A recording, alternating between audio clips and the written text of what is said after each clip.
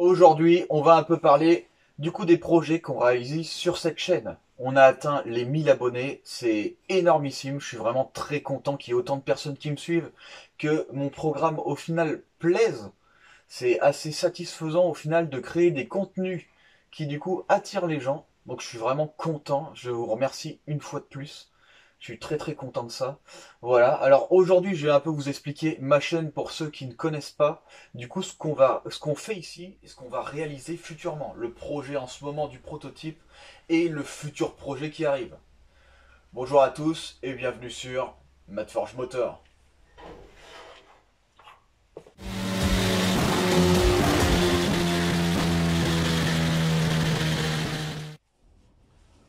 Pour commencer, déjà, je vous remercie une fois de plus parce que vous êtes extrêmement nombreux. Enfin, vous êtes déjà 1000 abonnés, donc ça fait quand même beaucoup. Voilà, donc je suis très très content que du coup mon programme plaise. Alors ici, qu'est-ce qu'on fait réellement? Voilà, pour ceux qui ne savent pas, ici ce que je fais, c'est que je fais préparation moteur, peinture, châssis, circuit électrique, circuit frein, circuit d'eau, circuit d'huile, toute une voiture complète. Je pourrais créer moi-même ma propre voiture de A à Z. C'est un petit peu ce qu'on fait avec ce prototype. La seule différence avec une voiture complète de A à Z, c'est qu'ici, j'ai prélevé une peau de Calibra. Donc en fait, toute ma structure, je l'ai complètement construite de A à Z. Si ça vous intéresse de voir tous les épisodes, il y aura une playlist à la fin que je vous mettrai. Comme ça, vous pourrez suivre de A à Z la construction du châssis. Voilà, complet. Alors, quand je vous parle de peinture, je vous parle aussi d'aérographe. Ce qui serait pas mal, c'est qu'on voit un petit peu ensemble comment réaliser ce type de dessin. C'est pas très très compliqué.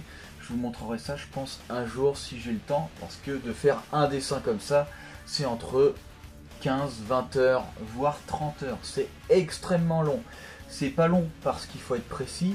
C'est long parce que à chaque fois qu'on utilise une couleur, il faut nettoyer entièrement son pistolet à peinture. C'est un micro pistolet très très fin. Il faut absolument le nettoyer entièrement dès qu'on change de couleur. C'est très important.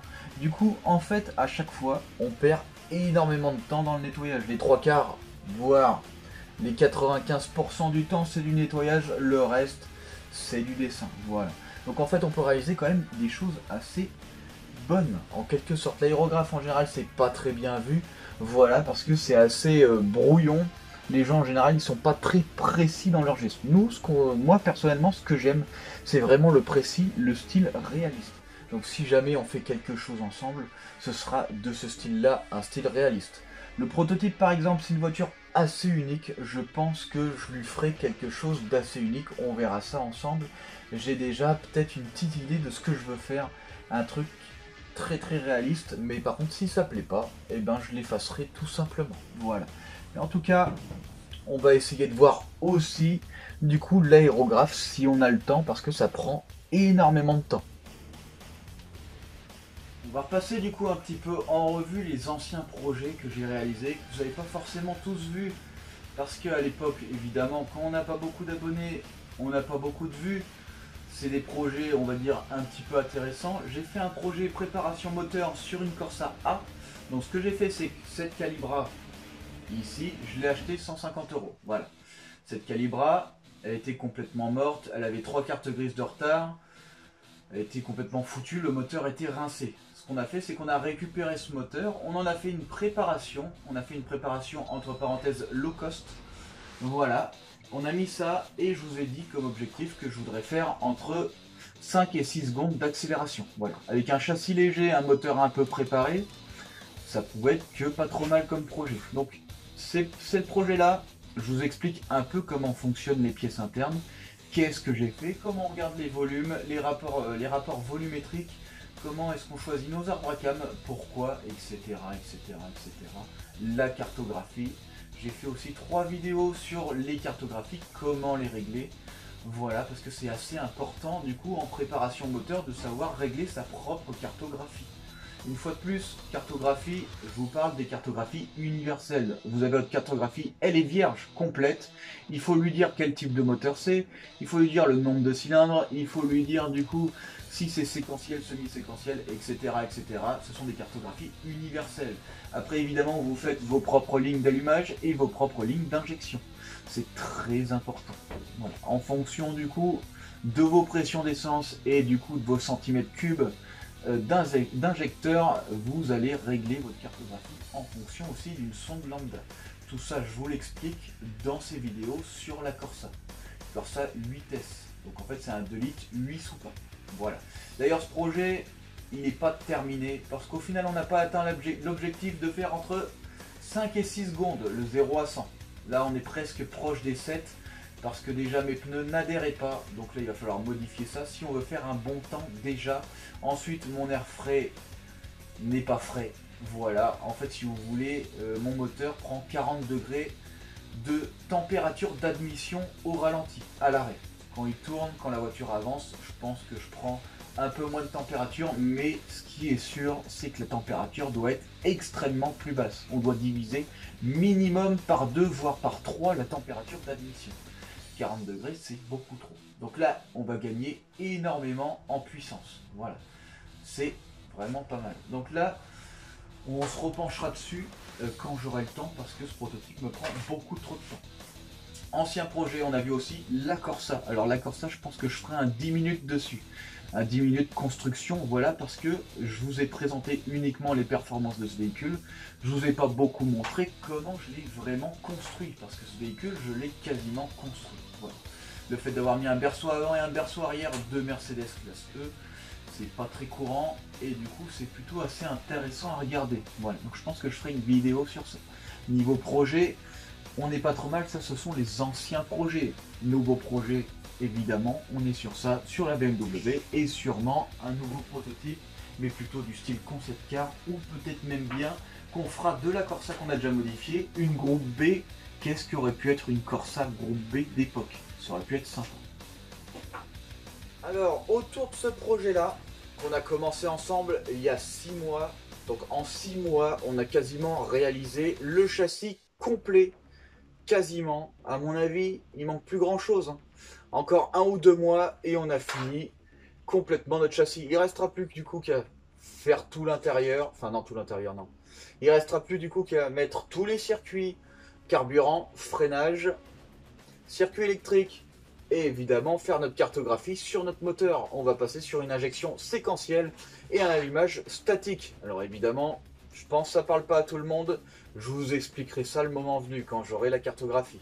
Voilà, c'est très spécifique. On verra comment on la programme, on verra comment on l'installe.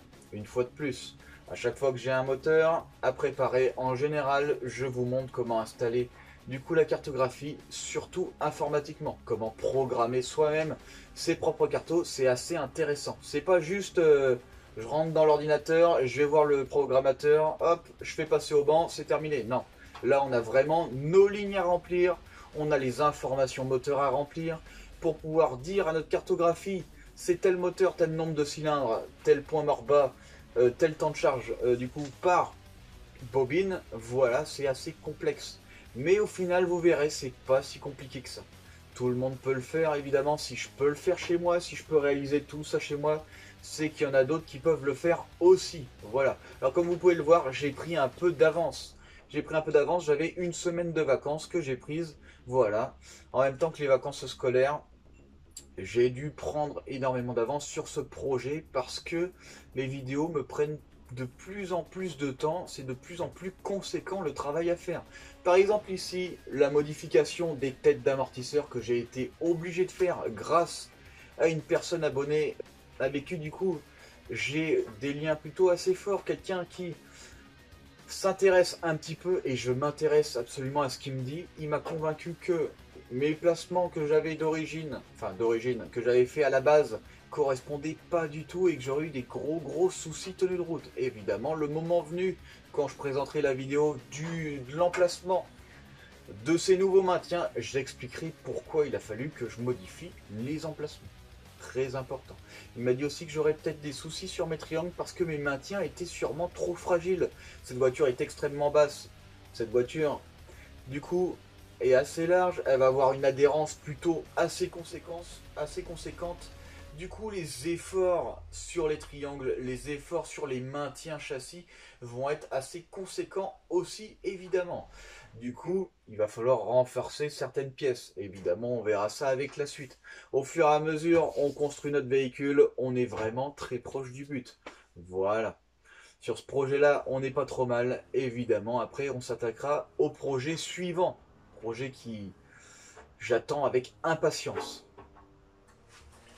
Alors, le projet qu'on attend tous avec impatience, évidemment, c'est le projet BMW E46 de Most Wanted. Alors, l'objectif, faire une réplique exacte, visuellement, le plus proche possible que la voiture dans le jeu Need for Speed Most Wanted. Très important, j'y tiens absolument. Alors, il faut qu'elle ressemble, mais il faut aussi que niveau performance, ça soit le plus proche possible que dans le jeu. Ça va être très compliqué. Je crois bien que dans le jeu, le 0 à 200, ça doit être 9 secondes. Le 0 à 300, c'est 15 secondes.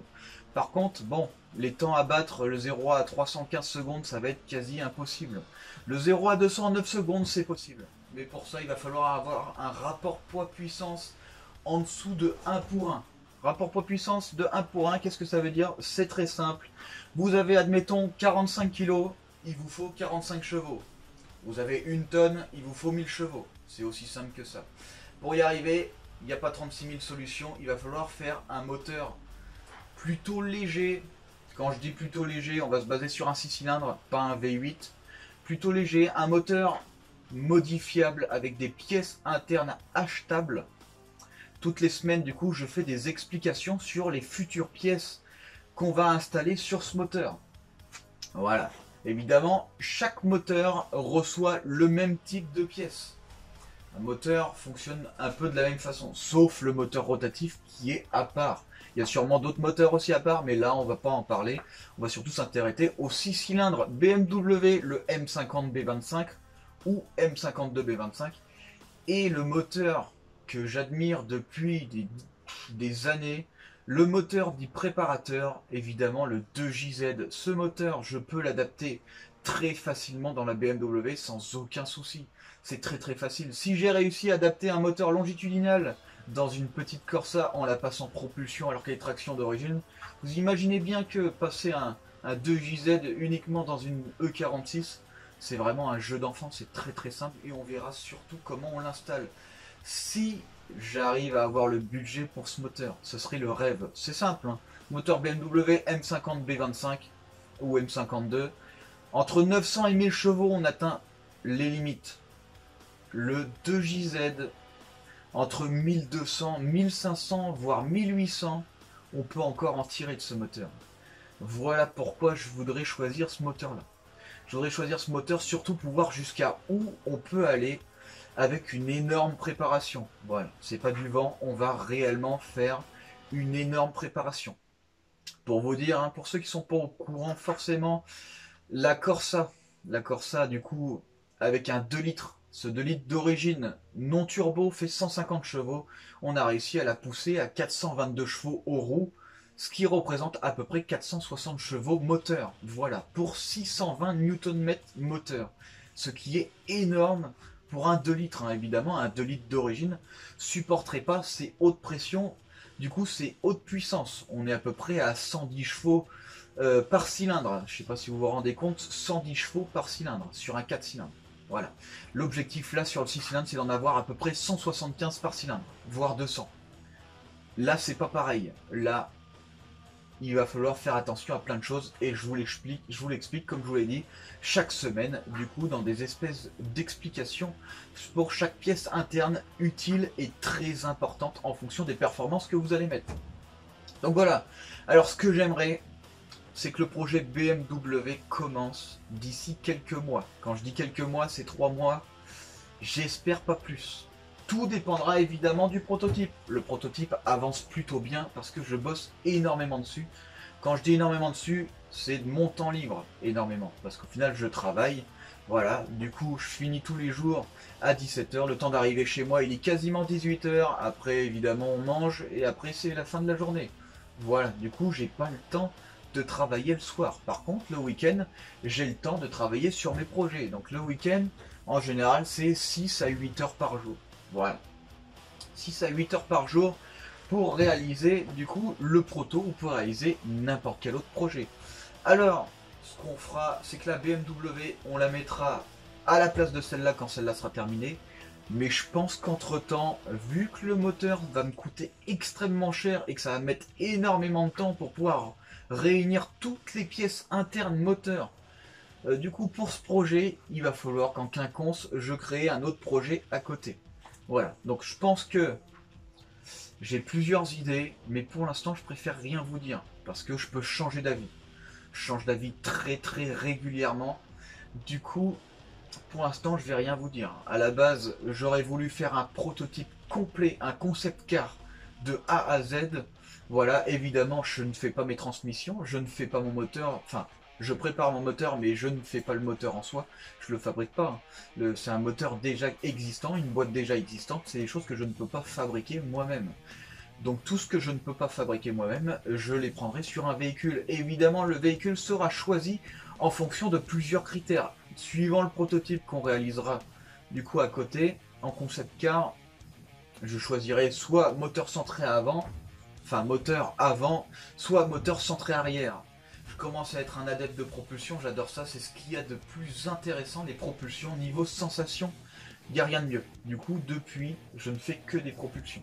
Donc là, forcément, ce sera une propulsion soit moteur avant, soit moteur arrière. Voilà, comme celle-là. Celle-là, on l'a passé moteur arrière. On a fait un châssis moteur arrière. On verra si je fais du coup un concept car complet. Parce que faire une carrosserie, c'est extrêmement dur. Je vais passer des heures. Et encore, ce sera sûrement pas parfait. Parce que quand on fait quelque chose tout seul comme ça, c'est très compliqué de faire quelque chose de parfait. Voilà. Du coup, j'essaierai de faire au mieux. Soit je partirai sur cette base, soit je partirai sur la Corsa, une Corsa qu'on a déjà modifiée. La Corsa de 8 soupapes qu'on a modifié ensemble. Alors, le 0 à 100 que j'avais promis entre 6 et 5 secondes, pour l'instant on n'y est pas. Évidemment, je me repencherai dessus pour atteindre cet objectif. C'est très important. Je vous promets un objectif, on va essayer de l'atteindre. Si je ne peux pas l'atteindre, qu'il va falloir que je débourse plus de choses, je vous dirai, là il faut débourser plus. Je pourrai pas l'atteindre sans acheter ça et ça, et du coup ça vaudra pas le coup d'arriver jusque là. Voilà. Du coup je vous tiens au courant, évidemment je fournis les preuves de ce que je fais. Je fais des choses, je les passe au banc, je fais des essais. Si ça va pas, évidemment, faut le dire, on n'est pas là pour se mentir, on est là pour réaliser du coup des projets. Et les projets, c'est intéressant de voir les défauts et d'en parler surtout, c'est très important. Si vous faites, admettons, un jour, une structure comme celle-là, complète sur mesure, et qu'au final, je vous dis pas les choses importantes à faire attention, et que quand vous roulez avec, vous avez des soucis, vous pouvez pas, admettons, monter à plus de 50 km/h parce que vous avez des défauts de géométrie, et bien ici on est là pour voir chaque défaut. Si quand je la prends, je la sors le premier jour, il y a un défaut qui arrive, il faut absolument que je vous le dise parce que ce sont des choses importantes. Il faut rien cacher, c'est très important. Je suis pas là pour vous rendre du rêve, je suis là pour faire des choses et pour vous montrer que ça marche ou vous montrer que ça marche pas. Là en l'occurrence, j'ai dû modifier mes têtes comme je vous l'ai expliqué parce que quelqu'un m'a dit qu'il y aurait eu un problème. Si je l'avais pas su, je serais parti rouler avec, je m'en serais rendu compte, mais est-ce que j'aurais trouvé directement le souci? Je sais pas, il aurait fallu faire re-rentrer la voiture pour remodifier la voiture.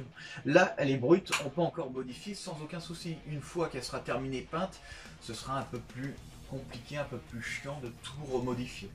Voilà, donc ici, comme je vous le dis, si je fais des erreurs, je vous le dis, si les objectifs ne sont pas atteints, évidemment, je vous le dis aussi, il n'y a pas de honte du coup à pas atteindre un objectif. Honnêtement, la BMW, l'objectif ce serait avoir dans le top du top, si j'ai le 2JZ 1200, j'aimerais vraiment les avoir, ce serait vraiment le top 1200 chevaux à préparer. Et bien sûr, ici, on préparera tout ensemble, on fera toutes les pièces internes ensemble, moteur, on fera la cartographie, je pense que j'achèterai une Sibel Challenger 6, parce que Sibel, j'adore ça, mais même pour le prototype, on achètera une Sibel Challenger 6. Une personne que j'apprécie, celle qui m'a expliqué pour les amortisseurs, m'a dit achète une seule carto pour plusieurs véhicules. Et c'est vrai que c'est pas bête, parce qu'au final, je vais jamais tous les sortir en même temps. L'avantage, c'est que c'est cartographie programmable, on peut enregistrer les programmes sous suivant beaucoup de dossiers. Du coup, il me suffira juste de charger la programmation pour ce prototype ou charger la programmation du coup pour la BMW. Voilà. Donc voilà, j'ai été assez clair, je pense, sur les objectifs. Du coup, de ce prototype et les objectifs du coup de la BMW. Voilà. Et sûrement sur ce qu'on va faire futurement à côté. Alors, vous verrez avec le temps, au fur et à mesure que je fais un projet, je suis toujours en train de modifier chaque chose. Je décide un truc, le jour où je suis en train de le faire, je vais devoir changer. Voilà. Par exemple, ce prototype, une fois de plus, je vous en parle. Ce prototype de base aurait dû être une R5 Turbo 2. Voilà, je voulais absolument avoir ça. Le problème, c'est qu'au moment de poser mes triangles avant, je me suis dit, c'est quand même dommage de faire une voiture du coup le plus performant possible et d'être restreint par une carrosserie. Parce qu'au final, de vouloir faire une réplique de voiture me restreint énormément du coup sur mes dimensions, sur ma tenue de route, sur ma géométrie. Ça, je voulais pas le faire. Je voulais un véhicule très performant. Voilà. Du coup, j'ai dû modifier complètement ma façon de voir les choses. Ça m'arrive des fois de vous annoncer que je vais faire ça et au final, je le fais d'une différente manière. Parce que quand je tombe dessus au moment où je travaille, je me rends compte que du coup, ça n'ira pas ou ça irait mieux si je faisais autrement. Voilà. Donc ça peut arriver aussi que par exemple, en commentaire, vous me dites ça, ça va pas, ça va pas, ça va pas. En fonction de ce que vous me dites, ça peut m'arriver de faire des modifications si les arguments sont convaincants. Et évidemment, si les arguments sont pas convaincants, je prendrai pas à compte, je dirai non parce que machin, voilà. Mais ce qu'il faut savoir, c'est qu'à chaque fois que vous mettez un commentaire, ça a toujours en sorte une importance, même si c'est négatif. Même si des fois vous vous moquez de moi parce que j'articule d'une façon assez particulière, on rigole de tout, je me vexe pas, voilà, c'est des choses qui arrivent. Hein. Personne n'est parfait, je fais en sorte d'être le mieux possible. Dès qu'il y a quelque chose qui vous plaît pas, j'essaye de faire en sorte de le modifier. Si des fois vous vous rendez compte que j'y arrive pas, c'est parce que c'est peut-être trop dur pour moi. Voilà, soyez pas trop dur avec moi non plus. Je vous remercie une fois de plus d'être autant à me suivre, c'est très très important, ça me donne envie de bosser encore plus, ça me donne envie d'être un peu plus précis dans ce que je fais. Quand je travaillais tout seul, j'avais pas du coup des spectateurs, entre parenthèses, du coup je pouvais me permettre un peu ce que je voulais. Là, le fait d'avoir des spectateurs, ça me permet d'être un peu plus sérieux, voilà, de vous présenter des choses un peu plus du coup conséquentes. Parce que là, ici, ce projet-là, je l'aurais fait tout seul, mais je l'aurais sûrement fait différemment. Voilà. Mais vu que je suis là et que j'ai envie de montrer et que je vois que vous avez envie d'apprendre, et ben du coup je vous explique le plus possible ce que je peux et je vous montre le plus possible. Si vous êtes juste spectateur, que ça vous intéresse pas les informations, vous avez quand même du contenu. Si par contre les informations vous intéressent et que vous aimeriez bien faire ce style de projet, ici c'est parfait pour vous. Voilà. Si vous n'êtes pas abonné et que vous aimez tous ces trucs là, évidemment on fait tout, je vais vous le redire, on fait tout, on fait moteur, préparation, cartographie, pièces internes moteur, comme je vous le dis, circuit carb, circuit frein, circuit électrique, circuit d'eau, tout est complètement réalisé ici, je fais tout seul, le châssis, tout ça. Si tout ça vous intéresse, rendez-vous sur Madforge Motor.